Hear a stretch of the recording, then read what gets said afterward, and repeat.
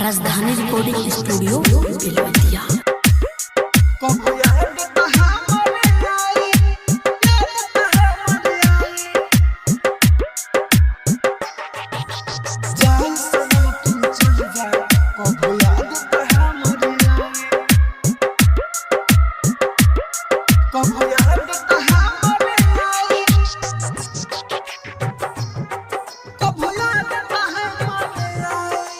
जितना दिहनी प्यार तोहे केहू ना दे पाई, जितना दिहनी प्यार तोहे केहू ना दे पाई।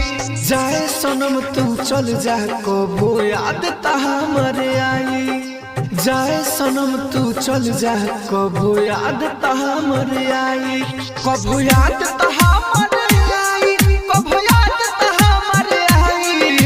जाए सनम तू चल जा कबो याद हमर आई, कबो याद हमर आई, कबो याद हमर आई, कबो याद हमर आई, कबो याद हमर आई,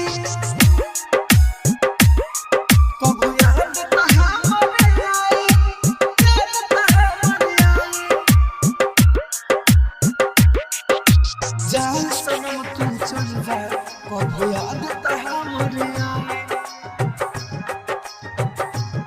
कबो याद हमर आई, कबो याद हमर आई। जाता रू तू छोड़ी करे जा बिगड़ा तावे भेजा, निकाल के अपने संगे हमर दिलवा के तले जा।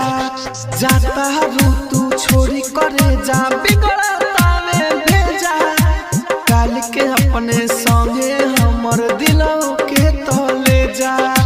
तोहर सिवा ना कवनो अब हमरा के त भाई, तोहर सिवा ना कवनो अब हमरा के त भाई। जाए सनम तू चल जा कबो याद हमर आई, कबो याद हमर आई, कबो याद हमर आई, कबो याद हमर आई, कबो याद हमर आई, कबो याद हमर आई,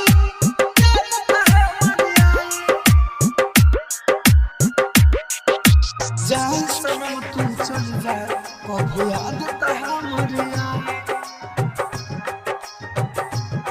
कबो याद हमर आई,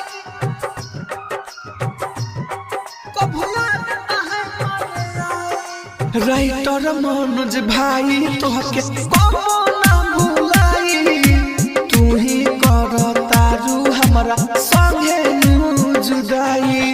राइटर मनोज भाई तोहके कबो ना भुलाई, तू ही कर तारू हमरा संगे जुदाई। दिहल जखम तोहर सनम राहुल से नहीं सहाई, दिहल जखम तोहर सनम राहुल से नहीं सहाई। जाए सनम तू चल जा कबो याद हमर आई, कबो याद हमर आई, कबो याद हमर आई, कबो याद